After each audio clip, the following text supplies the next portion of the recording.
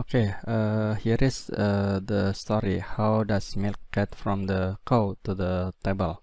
So starting from the cows, yeah, after a heifer, yeah, heifer after 9 months of gestation, pregnancy, yeah, heifer means cows,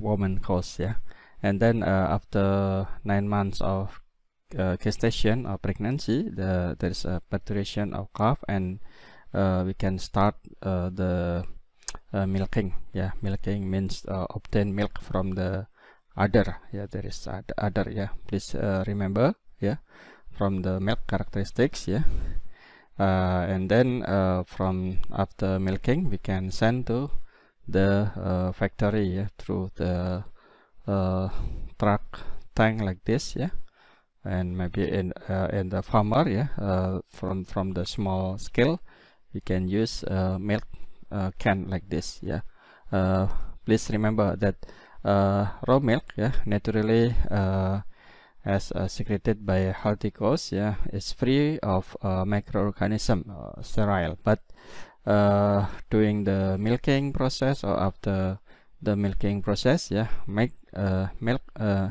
may become contaminated, yeah, with microbe, yeah, after this or during the process. Okay, let's start for liquid milk products. Yeah, we can define, yeah, liquid milk, yeah, as a product that's still in form liquid.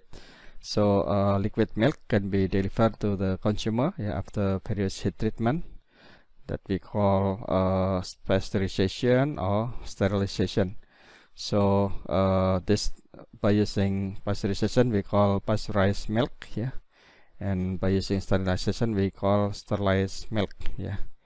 And also we have a concentrated milk or evaporated milk, yeah, which means still in form liquid, but the concentration of the milk is already high. The concentration of solid fat and solid non-fat is high, yeah. For example, 40% or 30%, yeah. So the concentrated of milk can be formed in evaporated milk or condensed milk, yeah, that's still in form liquid, yeah. So there are many type of product, yeah, liquid milk products, yeah. For example, we have homogenized milk, yeah, full cream, yeah, with the fat content normally for the sometimes we call also full cream or whole milk, yeah. This the fat content is more than 3.25%, yeah, for fat, and we can claim as reduced fat milk when the fat content maximum 2%, low fat milk, yeah, when the content of fat is 1%, and fat-free milk, yeah, or that we call skim milk, when the fat content is less than 0.5%. yeah. This is in terms of fat content, yeah, we know in the market, yeah, full cream, reduced fat milk, or low fat milk, or skim milk, or fat-free milk, yeah. That's according to the fat content, yeah. But also starting because we know many people, yeah, Indonesian people have trouble with when consume milk, yeah. There is the for example in passage diarrhea, yeah, and also diarrhea, yeah, or maybe another stomach problem of the stomach, yeah, due to the lactose, yeah, that we call lactose intolerance, yeah. So actually in the market also presents lactose reduced milk, yeah, that we call the two categories of lactose reduced milk, yeah. Low lactose, yeah. Low lactose means that the content of lactose is less than 0.5%, and free lactose if the content of lactose less than 0.1%. This is the very strict standard, yeah. But in some ASEAN countries, yeah, there is a standard, yeah, for free lactose is 0.5%, and for low lactose is 5% lactose. But I think this is low lactose is 5% is too high, yeah, because the content lactose in milk, yeah, naturally also almost 5%, yeah. Just yeah, little bit higher than 5%, but this is too high the standard, yeah, of this, yeah. Indonesia actually the standard is this, yeah, follow the low is 0.5% and free lactose when the content is 0.1% lactose. This is EU, yeah, also adopt this the standard, yeah. And here for the standard solid non-fat is around 8.25%. This is normal, no standard, yeah. This is just in term fat content and lactose content, yeah, mainly in the market like this. We control the fat content, yeah, and also lactose, yeah, because this make a problem for consumer, yeah, sometimes.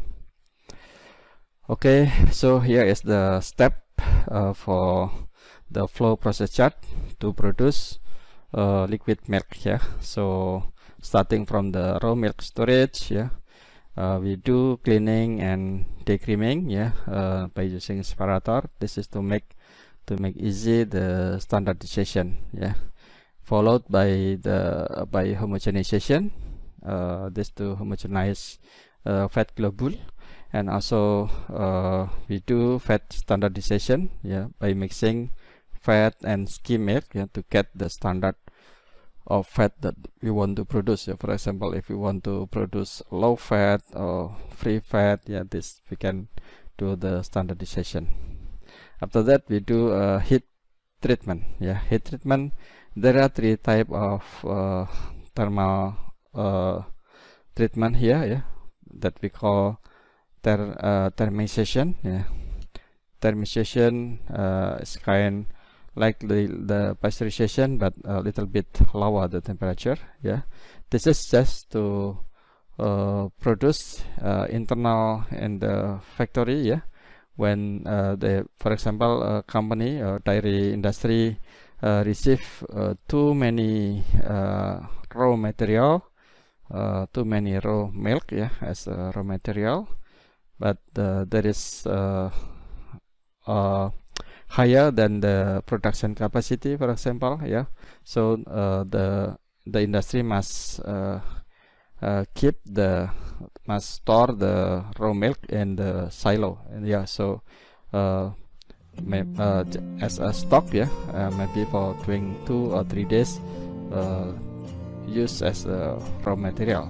For example, the thermization just to stabilize raw milk, yeah, before storing in the silo, yeah. Pasteurization is this is the thermal process to produce pasteurized milk, and sterilization to produce sterile milk, yeah, that we call sometimes UST milk, yeah, because we use the method of sterilization by using high temperature short time, HTST, yeah. So sometimes we can also ultra high temperature, yeah, in short time, so yeah, UST milk, yeah. So heat treatment, there are 3 type of this we will discuss later, yeah, in the next slide. And after thermal process, this followed directly by using chilling, yeah. Chilling is very important, yeah. All heating and chilling or cooling, yeah, here do by using heat exchanger, yeah. Heating also here by using heat exchanger in form plate heat exchanger or tubular tube heat exchanger, yeah. And also intermediate storage and filling or packing, yeah, after this because maybe after that not directly filling or packing, yeah, because here we need to check the quality, to check the stability of product, yeah, before filling in the packaging. So in the manufacturing of liquid milk, yeah, normally we use the method with aseptic packaging, yeah. So the product is sterilized in unit of sterilization or product, and the packaging sterilized and another method, for example by using the vapor of hydrogen peroxide, or maybe sterilized by using the gamma irradiation, etc. And so we do in the aseptic room, in the aseptic filling, so that we call aseptic packaging. And here for raw milk quality and storage, this is the standard. Normally the standard we must use grade A raw milk for pasteurization, ultra pasteurization, and also for aseptic processing. This is for PMO, pasteurized milk ordinance, FDA. So the standard is temperature maximum 45 degree Fahrenheit or less, within 2 hours after milking. So after milking process, we have to store the milk at temperature 45 degree Fahrenheit. This is around 7 degrees Celsius, 45 degree Fahrenheit. And for the storage time in plant, normally 3 days the maximum. This is also after thermization, normally. And here for the bacterial count, the standard must be less than 10 power 5, 100,000 GFO per milliliter for individual farm. And after sending and the reception of milk industry or dairy industry, the bacterial counts must less than 300,000 GFO per milliliter. Okay, and here the standard for SCC, somatic cell counts must be less than 400,000 cells per milliliters.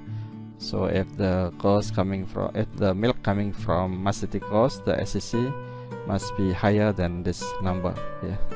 And also the antibiotic presence must be negative, so not allowed. So that must be negative. When the antibiotic is detected, the milk must be destroyed, must be thrown away. Cannot be used, cannot be sold to consumer. Okay, and also for the this is the longer holding time is not good, because load the growth of psychrophilic bacteria that we call also psychotroph bacteria. That's mean bacteria that can grow well in the chill temperature. This is psychrophilic bacteria. For example, Lactolisteria monocytogenes. Also some species of Micrococcus, Pseudomonas. This also kind of psychotroph.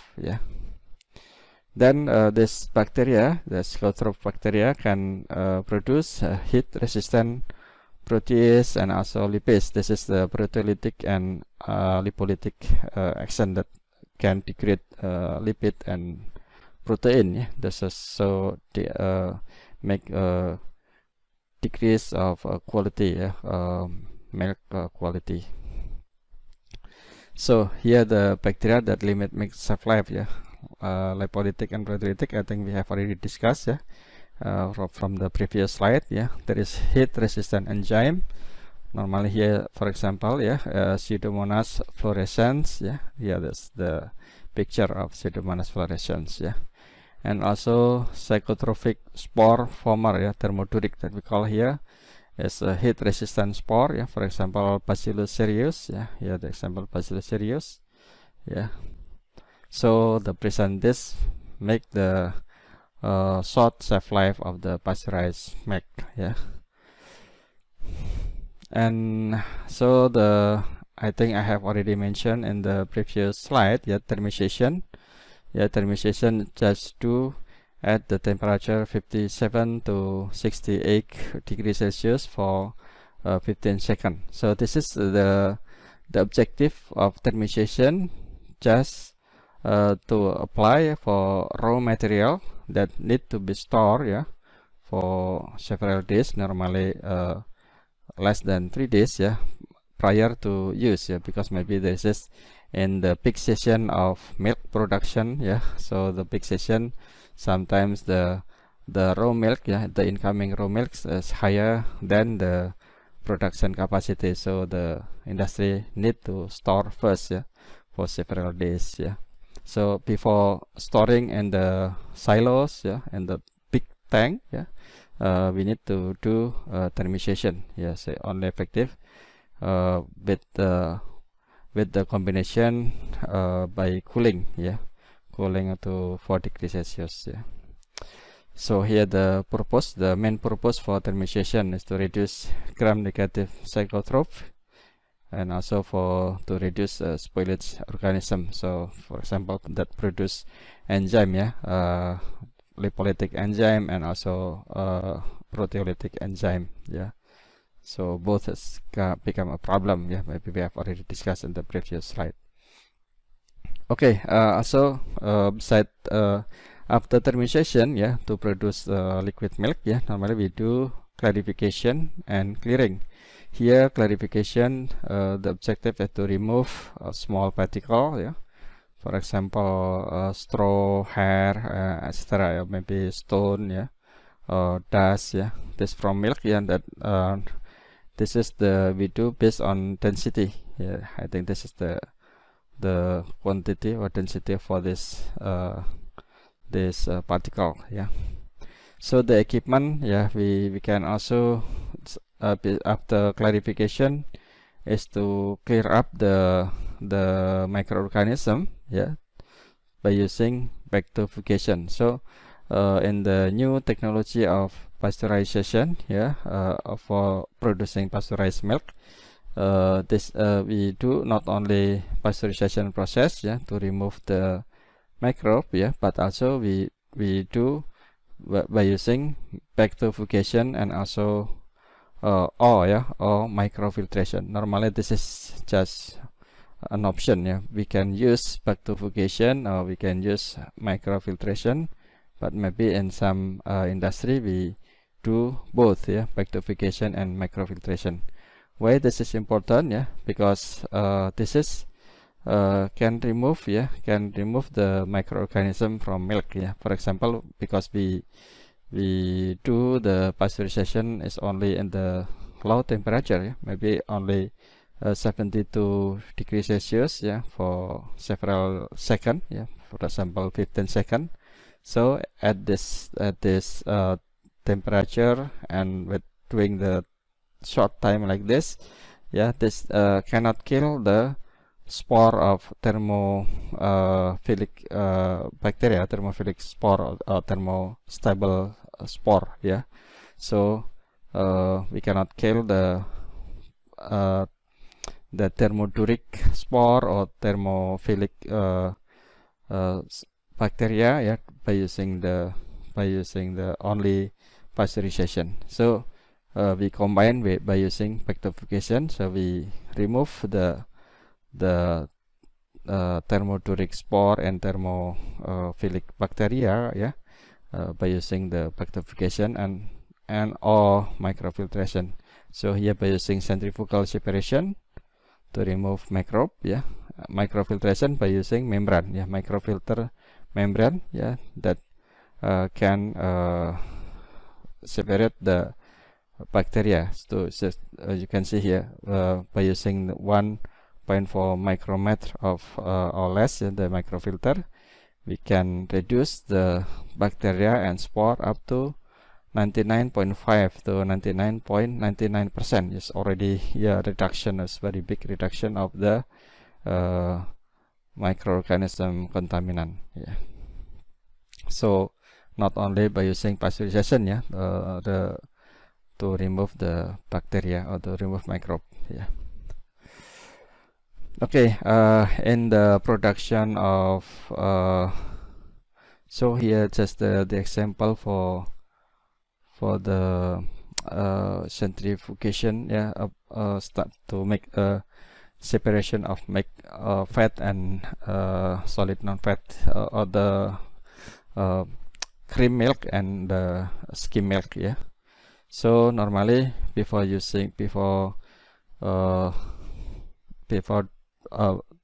to make easy the standardization, yeah, we do the separation, and then we can make a combination again between the fat and cream milk and skim milk to get the milk that with the standard of fat. Yeah, it's easy to standardize by using the separation phase. Yeah. Okay, here based on the fact that cream milk has lower density than skim milk. Yeah, so here is by using the centrifugal separation. Here an example for the equipment. Yeah. The power to separate, the strength to innovate. Separation takes place at a temperature of 50 degrees Celsius. Separation 50 degrees Celsius. This is the equipment. Please remark the continuous separation process starts when the product is gently introduced into the bowl through the feeding pipe and the distributor. So there is many plate like this, yeah, or many ball, yeah. It then flows into the rising channels and is separated through spaces between the discs. So that is the separation according to the density, the bowl as a result of centrifugal force and the different specific because weights. there is also the light phase is concentrated in the inner part of the bowl, while the heavy phase is forced towards the outer part of the here for the light phase and the heavy phase, are forced towards and the then outer part of the bowl by go the same up centrifugal to force, accumulating in the solids holding space, and are discharged automatically in very precise shots at regular preset intervals. Both the light and heavy phases rise along the respective paths and reach the centripetal pumps. Okay, this is the mechanism to separate the cream milk and skim milk. As a result of the centrifugal force generated by the rotating movement, they are ejected from the separator. So the light phase is for skim milk, and light phase is for the cream milk, and for heavy phase is for skim. Yeah. So heavy phase is skim milk. Yeah. We know that the fat is the density of fat is lower than water. Yeah. So the light phase is for fat. So for the cream milk, and for heavy phase is for skim milk. Yeah. So it is easy, yeah, to make a standardization of fat content. Yeah, to adjust the fat content. Here we use a percent square method. Yeah, percent square method because maybe the finding for person. Yeah, or maybe that's likely the square. Yeah. So for example, here the desired percentage of butterfat is written in the center. Yeah, we want to produce butterfat 2.6%. Yeah, and in this and the left corner we have here is percentage of for the fat content. Yeah, butterfat. Yeah, and maybe here for the butterfat, and here we use for skim milk that with fat content almost 0%. So the question is, if we want to produce, for example, 1 ton, 1 ton of butterfat for the milk that we want to get this, with the fat content is 2.6%. Yeah, how many we have to use the skim milk, and how many we have to use the cream milk. As easy we do here is cream milk, and here skim milk, and here is milk that we want the fat content is 2.6%. Yeah.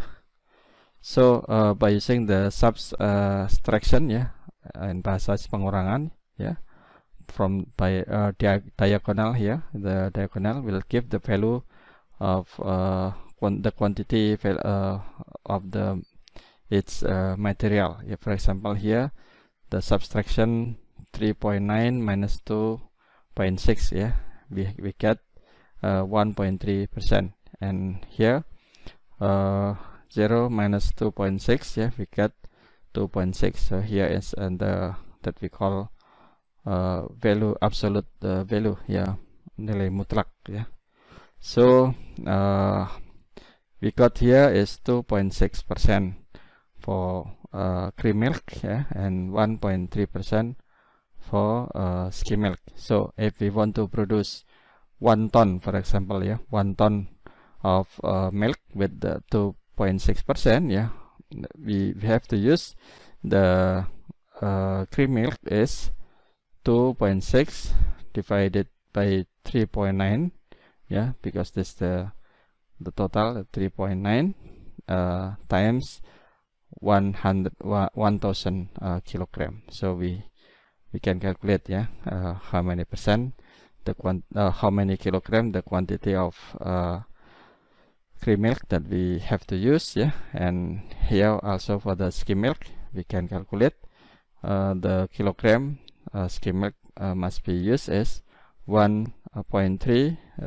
divided by 3.9 times 1000 kilogram.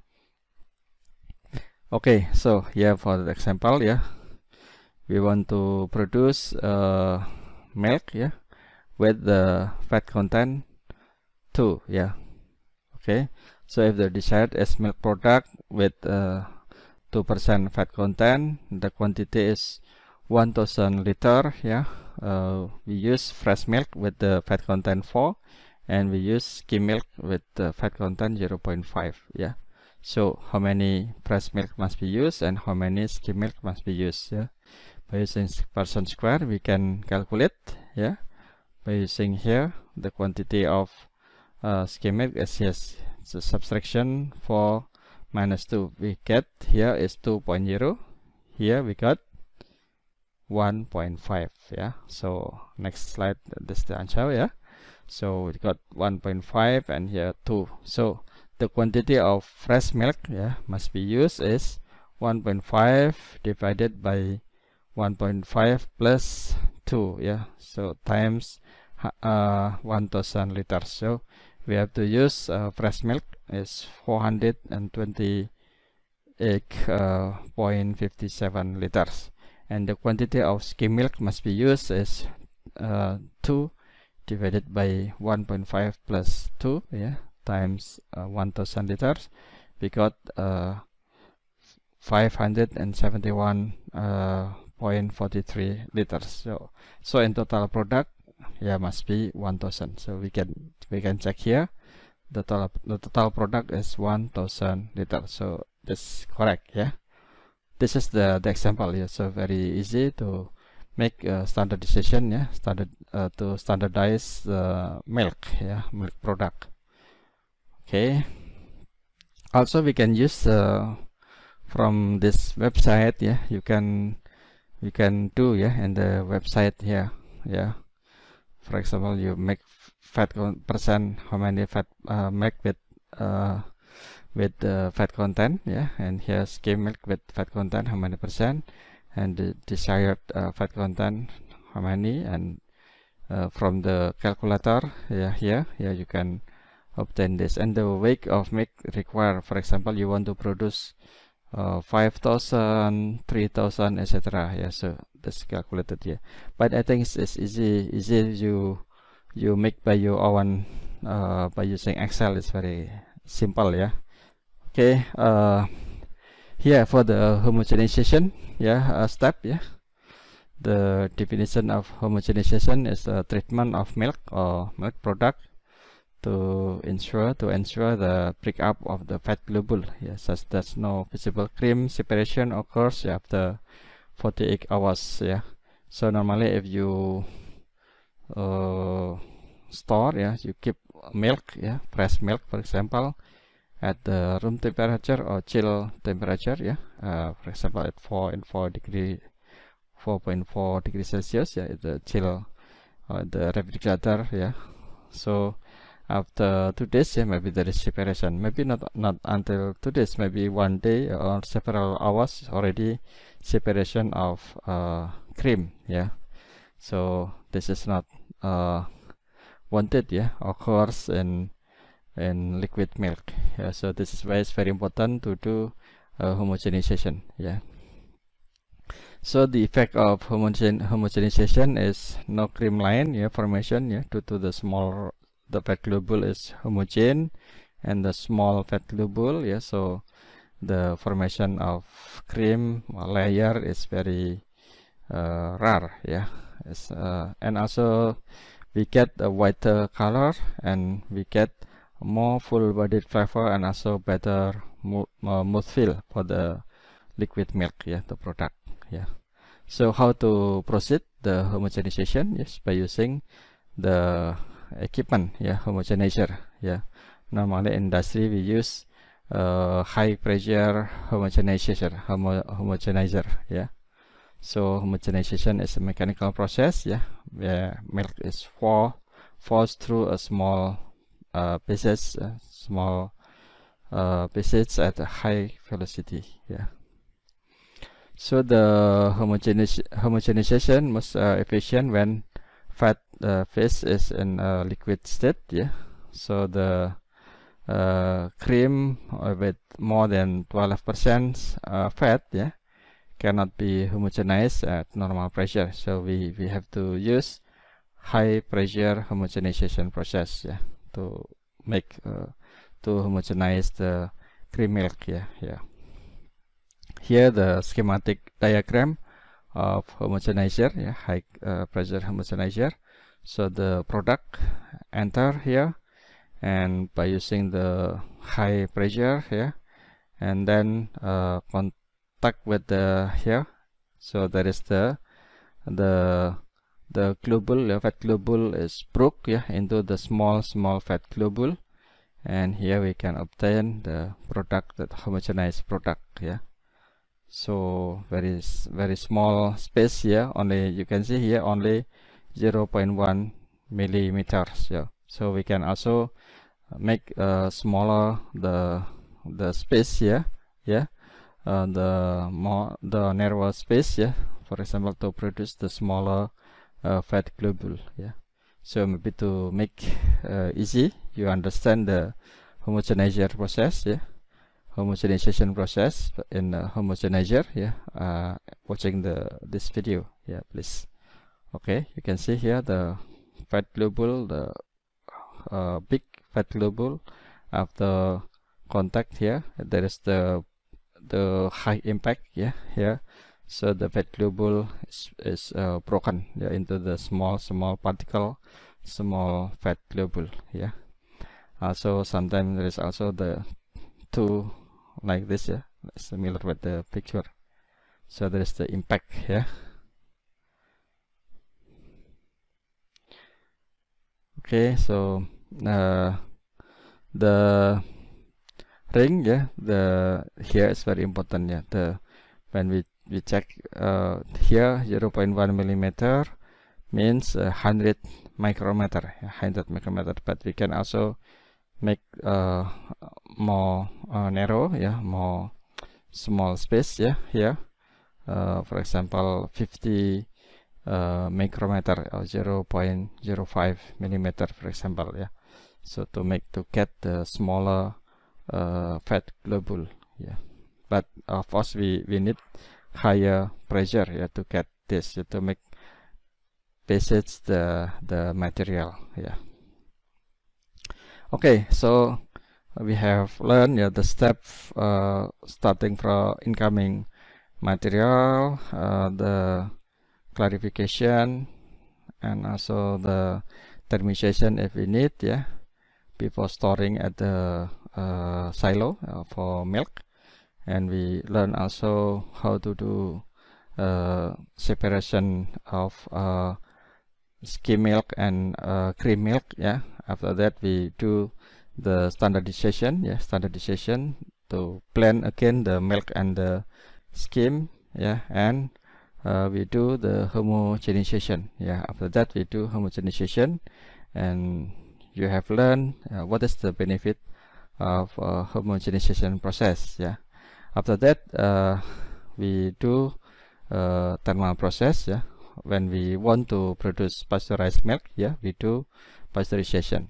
So in the new technology, yeah, actually pasteurization is combined with the removing microorganism by using membrane filter or by using bacterifugation. Yeah, so we can do both, or we can just choose one to remove the microbe. Yeah, normally only one step. Yeah, bacterifugation only, or membrane filter.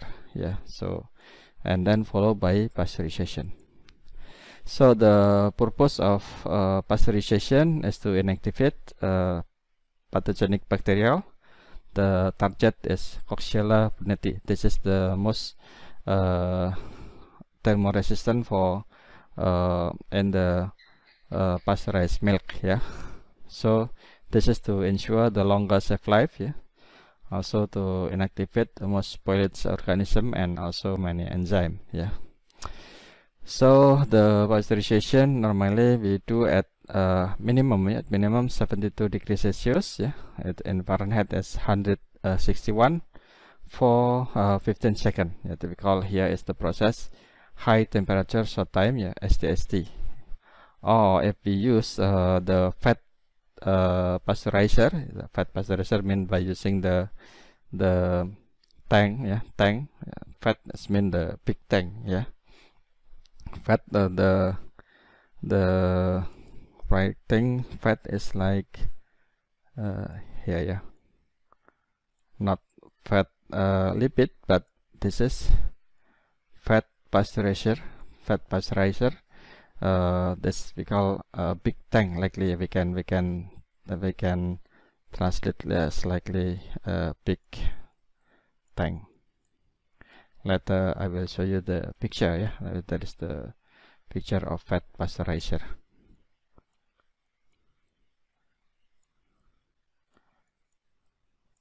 Okay, so here the pasteurization does not kill all vegetative bacterial, yeah, cell, for example spore of bacillus and also clostridium. Yeah, this is why we do by using bacterifugation and also the membrane filter. Yeah, pasteurization temperature is must be recorded, yeah, continuously. Yeah. Okay, so this is just a report or data, yeah, that pasteurization is very important. So long time ago, yeah, prior to pasteurization process, there are many milk-borne outbreak. Yeah, there is you can see the 25% all disease outbreak, yeah, due to the consumption of milk without pasteurization. Yeah, so today after we consume at least by using pasteurized milk, yeah, the outbreaks less than 1%. Is very low. Yeah.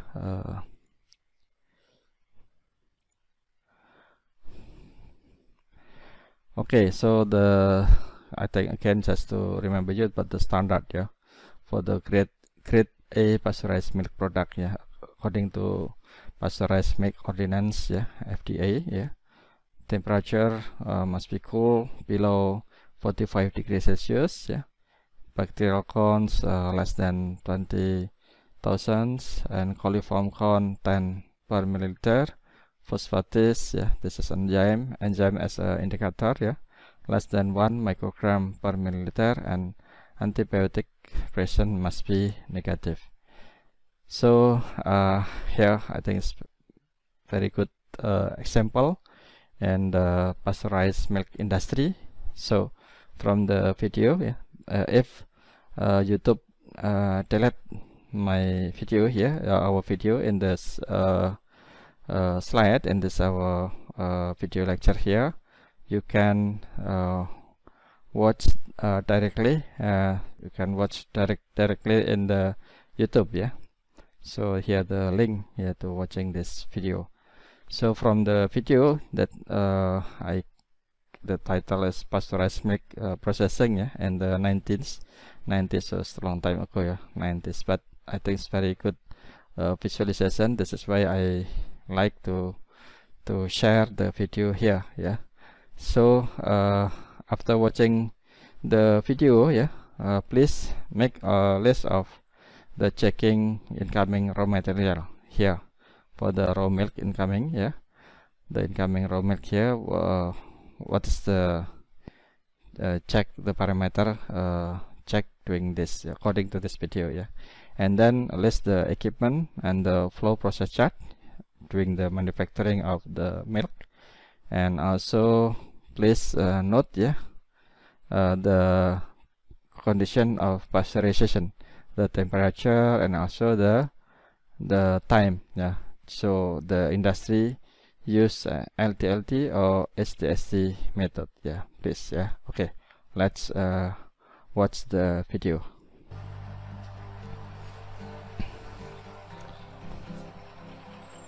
On arrival at the factory, the bulk load is again graded by taste, smell, and appearance. Okay, sensory, yeah, sensory parameter. Taste, smell, color, appearance, yeah. Go F, okay, then take sample using. If there's any problem, its source can be determined from the individual samples collected from each farm. It takes up to half an hour to empty the tanker's load into holding vats. Drivers spend this time cleaning down their rigs and preparing for the next collection run. Okay, so after empty, cleaning inside and outside of the tank, the truck tank. So in the laboratory, milk quality is determined by electronic instruments. So you know, the milk scan also here already used from at the year 90s. Yeah. So here maybe just get the information, fat content and the solid non-fat content, yeah, and the old instrument. But for the new one that we have already watched the video, yeah, the milk scan can check many parameters directly, including the adulteration. Yeah. Milk is an emulsion of fat globules suspended in water. Okay, here for raw milk, yeah.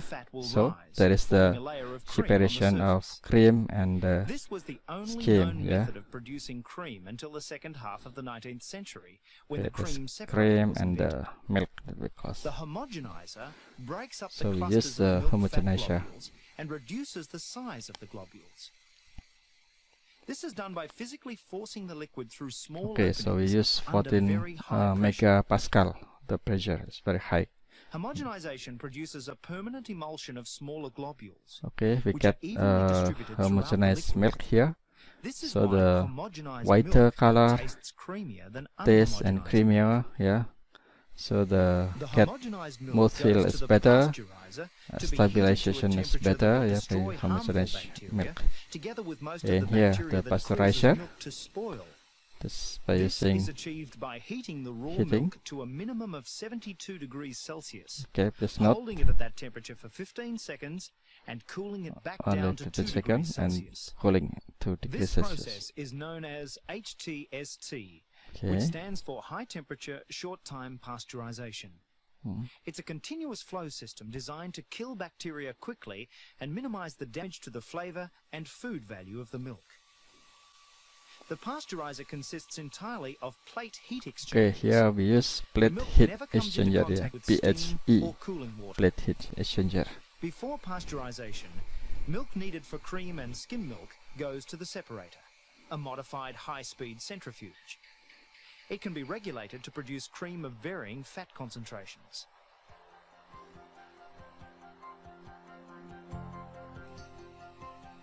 Cooling is the critical factor in processing milk ready for packaging. Okay, checking the temperature, yeah.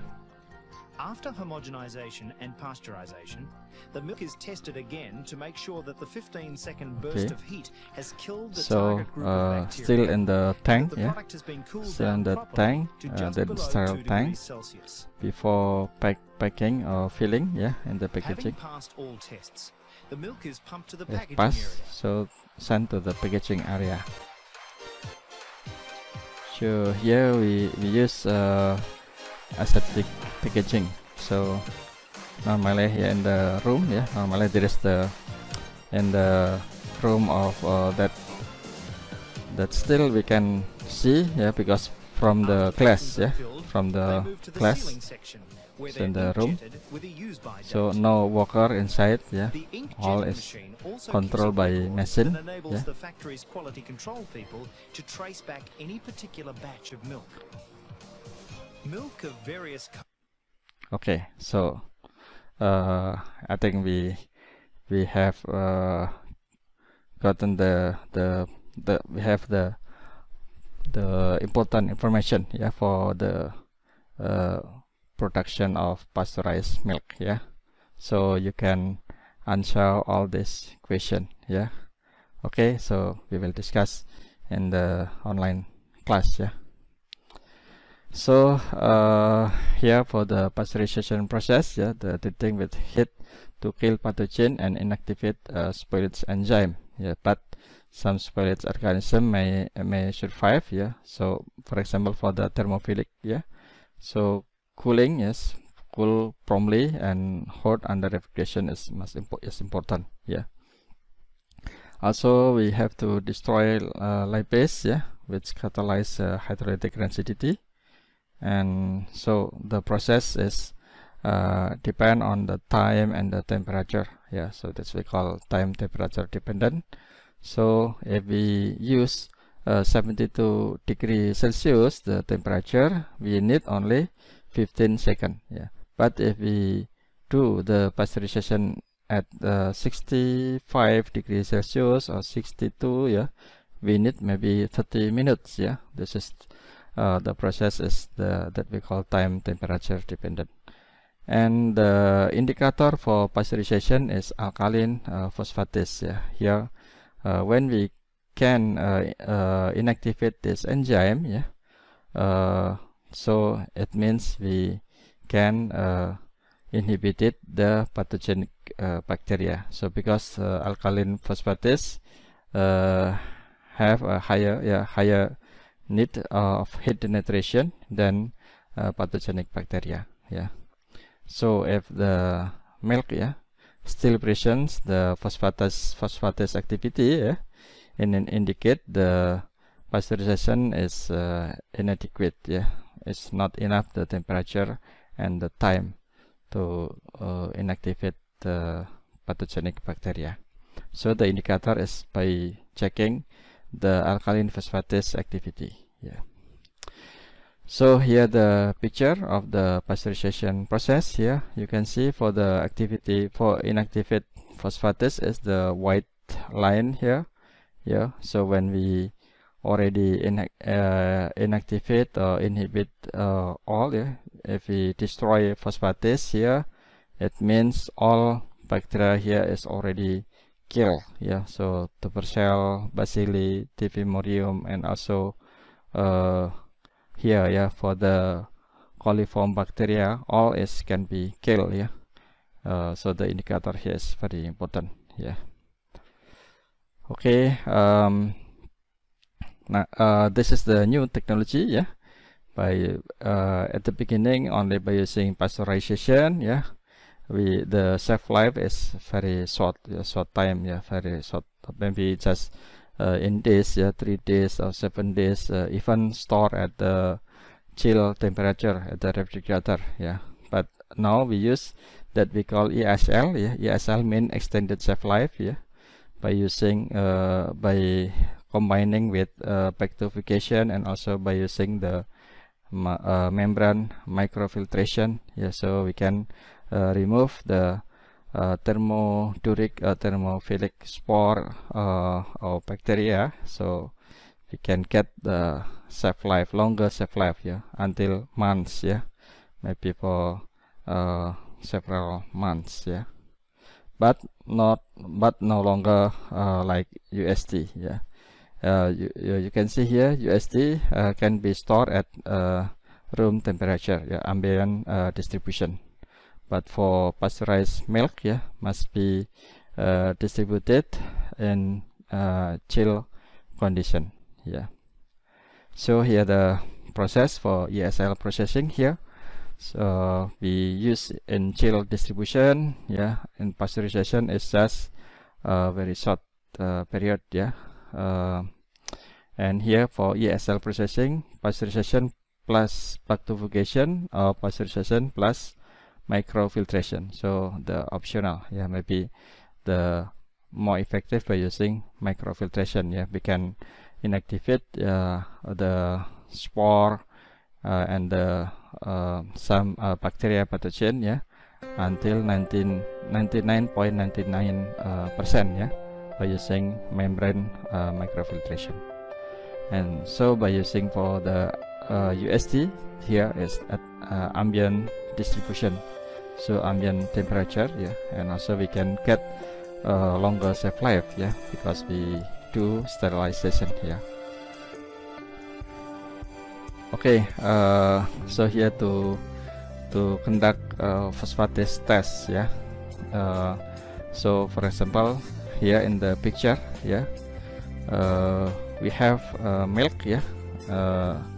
So we put here, take 1 milliliter of milk sample and put 5 milliliter of nitrate phosphate buffer solution. So this is why the color is not likely milk, yeah. It's already diluted by using solution of nitrate phosphate, yeah. Then incubate in water bath at the temperature about 37 degrees Celsius, yeah. And then check for the color change, yeah, after 15 minutes, yeah. If color change, then the milk is not pasteurized, yeah. So there is the color change, yeah. Normally at the beginning is white color like this, change into yellow color. So this is the activity phosphatase is active, yeah. Means the pasteurization process is not conducted very well, yeah. It's not well done, yeah. So it's not effective, yeah, the process, yeah. We have to improve the longer time or maybe the higher temperature, yeah, to yeah. So you understand, yeah, the color here. So this is the white color, yeah. Is means the phosphatase is negative, yeah, no activity. This is why no change of color. But if there is change of color, become yellow like this, yeah, yellowish color, it means the phosphatase is still active. That means the enzyme phosphatase is still active. So the meaning is the pasteurization is not conducted very well, yeah. So this is the conclusion, yeah. The tube on the left side with the pale yellow color is showing test of raw milk, confirm that alkaline phosphatase activity is still present, yeah. And so on the right tube, yeah, here showing no color change, yeah. Here confirm that pasteurization is already well done, yeah. Okay, this is another curve, yeah, to inactivate another. For example, here when we inactivate phosphatase, normally we also do activation of lipase, yeah. And for the other bacterial and other change of the quality product, yeah, you can check here for the curve here. For example, when we want to inactivate lactoperoxidase, we have to use the for example, if we use 75 degrees Celsius, we must do at 60 seconds. This is curve. It's like for previous curve, yeah. But the concern for pasteurization is for activity phosphatase, yeah. Okay, so here is the flowchart, the example of flowchart to produce liquid milk, yeah, starting from raw milk with the fat content 4% here, by using filtering, maybe by using to remove the impurities, and also to filter the microbe, yeah, and the spore, yeah. And then by using thermalization, yeah, thermalization or thermization, yeah, we can send to the cooling tank, and by using the centrifuge, yeah, at 60 degrees Celsius we can separate cream milk and skim milk, yeah. After that we got cream then homogenized, yeah. Have to, yeah, we do the standardization, yeah, for the cream milk, yeah, cannot homogenize more than 12% fat, yeah. So this is why we have to mix, yeah, with cream milk and skim milk here to get cream 12% fat, yeah. And then homogenization here with the high pressure, yeah, 10 megapascal, but from the previous video we see 14 megapascal, yeah. And so we can get the standardized milk, yeah, by adding skim milk here, yeah, and then send to pasteurization, yeah.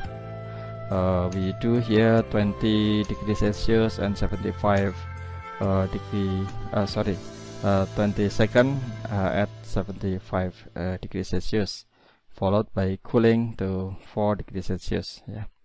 And then normally send to the tank first, yeah, to make aging, to prepare, checking the quality, checking the microbe, yeah, etc., checking the phosphatase activity, yeah. After all is okay, yeah, we do packaging, yeah. Normally we use aseptic packaging, yeah. So packaging material is already sterile, yeah, and we do here pasteurize, yeah, and the aseptic packaging. We got the final product, yeah, pasteurized milk, yeah. Normally, because we have a short shelf life for the pasteurized milk, yeah, the packaging, the layer of packaging is different, yeah. Even the same carton Tetra Pak, yeah, but the composition of layer is different for pasteurized milk and for UST milk, yeah. For pasteurized milk, normally the layer is simple, yeah, only 3 layer or 4 layer, but for UST milk, yeah, normally the layer until 6 layer, yeah. For example, for the Tetra Pak for UST is the outermost layer is PE, followed by paper carton, PE again, and then aluminum foil, PE, and then PE. So there is 6 layer at least for the UST milk, yeah. And here the example by using microfiltration, the step, yeah, here of the so sorry, here is for the filtering. So interesting, yeah, fat, yeah, I have already written in the previous slide, yeah, fat pasteurization versus ultra pasteurization, yeah. So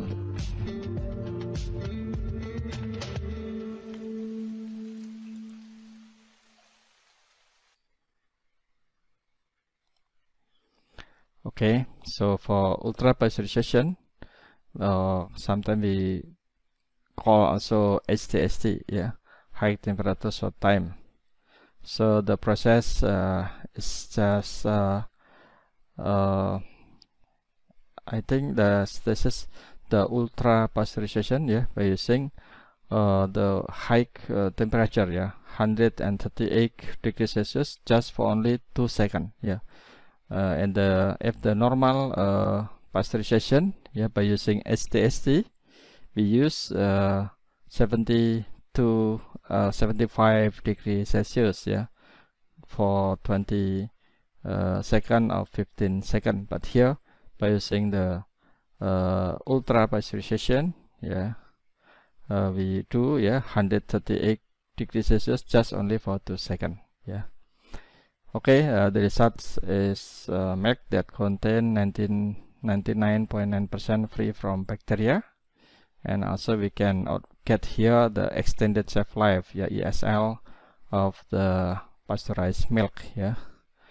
Compare with the, I think here it's not totally LTLT.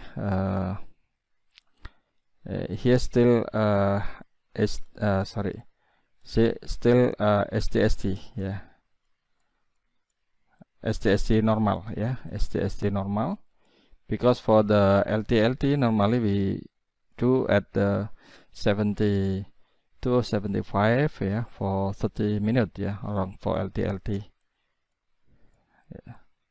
Here is still STST we call here. For LTLT is around 75 degrees Celsius for around 30 minutes. Later maybe we can find the example for the process. So for the fat pasteurization, that we use the batch pasteurizer because we use tank like this. So the benefit, the advantage for using fat pasteurization is because we need low investment, low maintenance, also fewer moving parts and simple design, and also we can process small volume only by in one tank. So it is suitable for small medium enterprise. But here for the bigness for the fat pasteurization is not energy efficient, and we need a high operator demand. We need a worker that control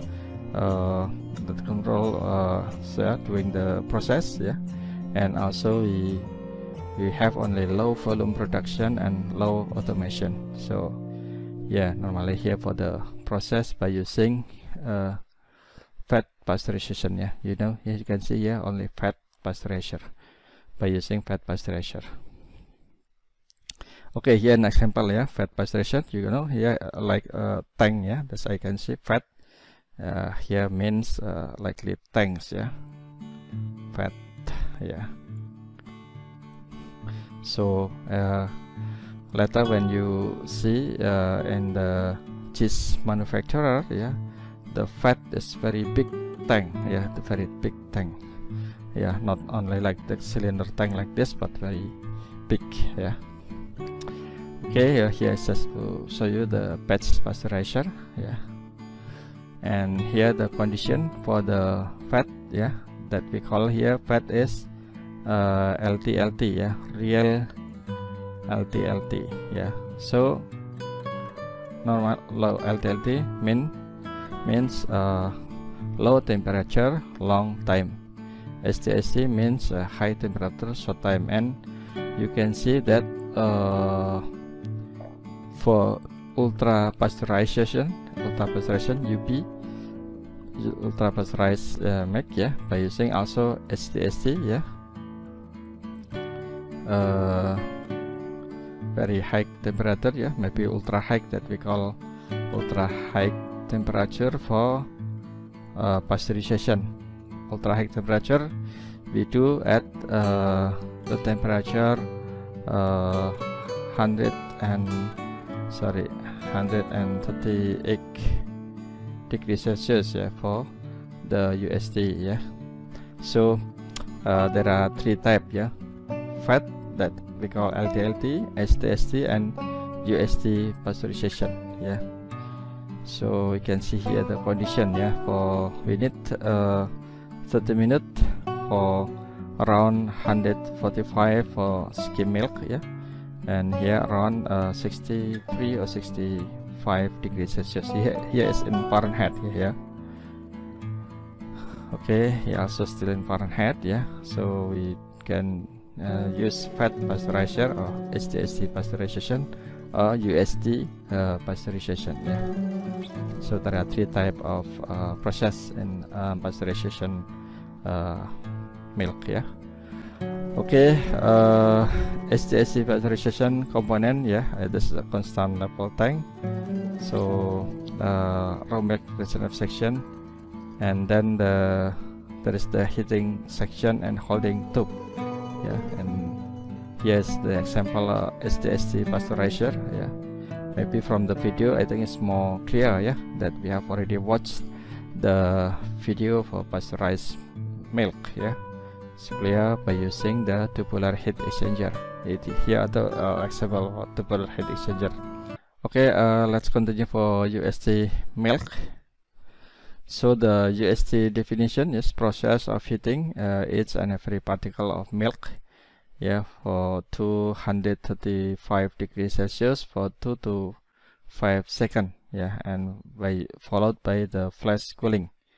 Yeah, so the sterilization of food before packaging, yeah, then filling into the pre-sterilized container as a sterile atmosphere, yeah, atmosphere here for aseptic packaging. Yeah, so here the diagram for aseptic packaging.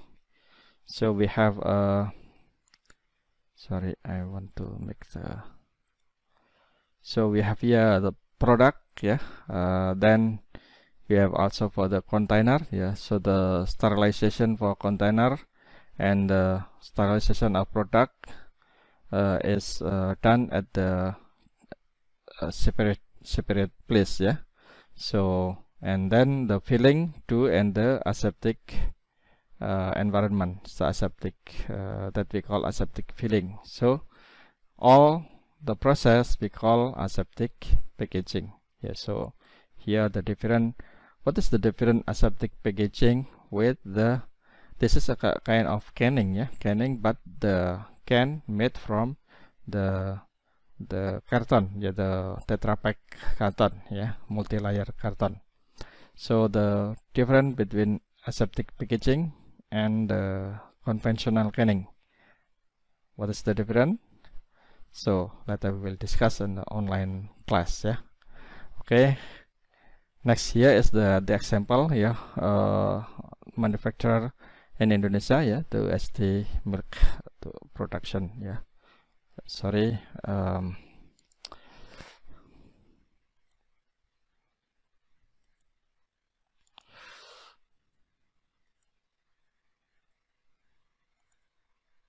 enough, yeah, for the video, yeah, how to produce UST milk. So the different reset and the temperature and the time used for the process, yeah.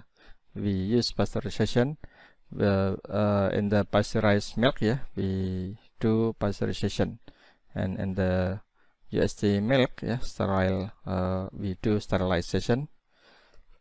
Okay, so this is the main difference, yeah. And the advantage of UST, yeah, I think this, we got high quality, yeah, and also we got longer shelf life, yeah, greater than 3 months without refrigeration, and mostly is 12 months, yeah, for the milk, yeah.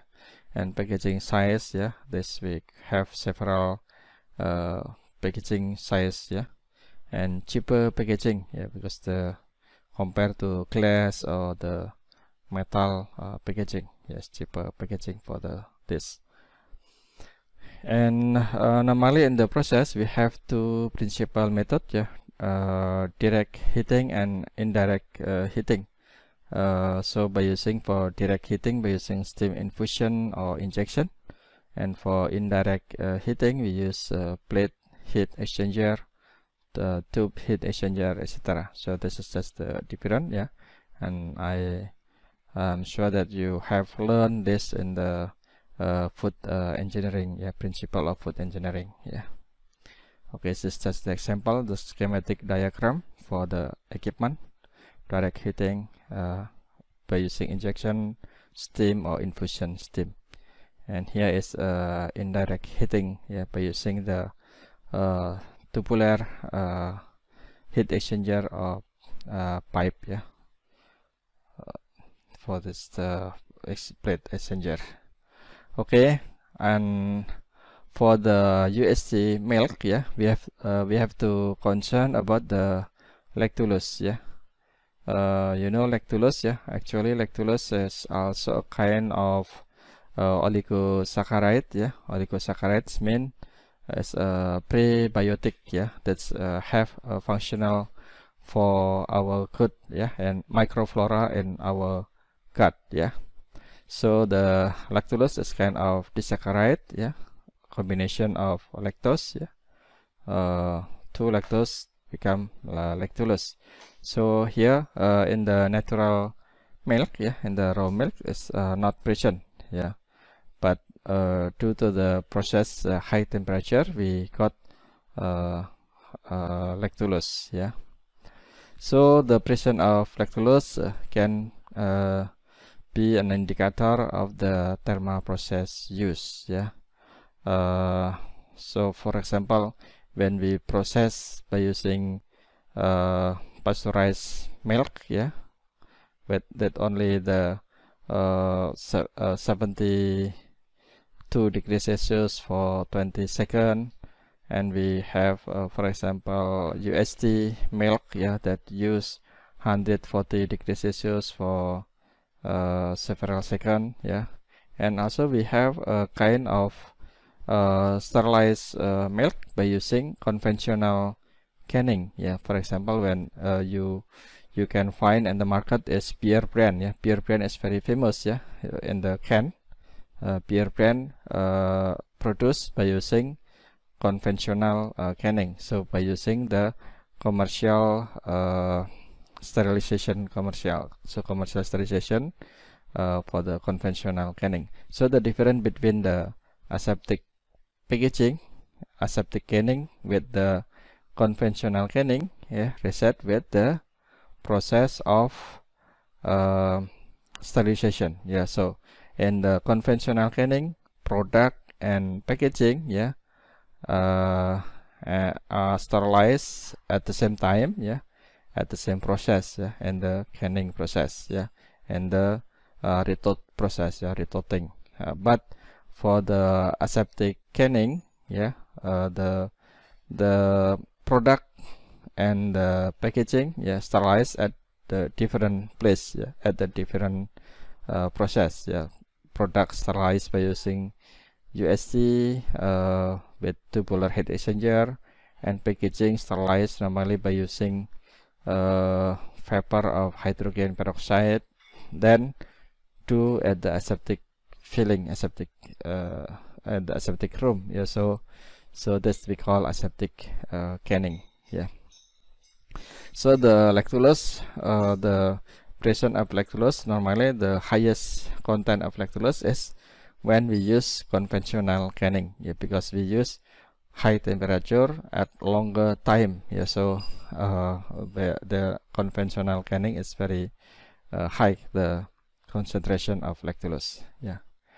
And how about the plasmin? Also is kind of enzyme, yeah. Here is a protease enzyme that can induce in UHT or pasteurized milk is acylation or coagulation, yeah, due to the milk protein degradation here. So the plasmin, yeah, can be an indicator, also a target for the sterilization process, yeah. Normally we have to inactivate the plasmin, yeah. Here for the lactulose content, you can see for the UHT, yeah, heat treatment is only 1 second. Lactulose is less than 600 milligram per liters, yeah. But for the sterilization process, yeah, here the lactulose content is higher than 600 milligram per liter, yeah. So that's a very good example, very good study for formation and occurrence of lactulose in heated milk, yeah. Please you can find by googling here, yeah. I have normally the article, yeah, the complete article already downloaded here. So the also here the heat treated milk differentiation by the sensitive lactulose assay. So this is the important information here, is when we use a sterilization process. Yeah, sterilization here is in container sterilized milk. Yeah, this is the conventional canning. Here we get here 600 milligram per liter, yeah, milk. For the industrial UST, yeah, indirect heating, yeah, indirect heating UST treated milk, yeah, around 300. But for injection UST, but short time, yeah, 200 milligram per liter. So there is a combination with temperature and time, yeah. So the highest content for lactulose is in the conventional canning, yeah. Okay, this is just the example in the production line for UST milk production. So we have a very famous product, yeah, the pioneer, yeah, in Indonesia, yeah. This Ultra Milk, yeah, Ultra Jaya milk is very famous and the first brand, the first established in Indonesia.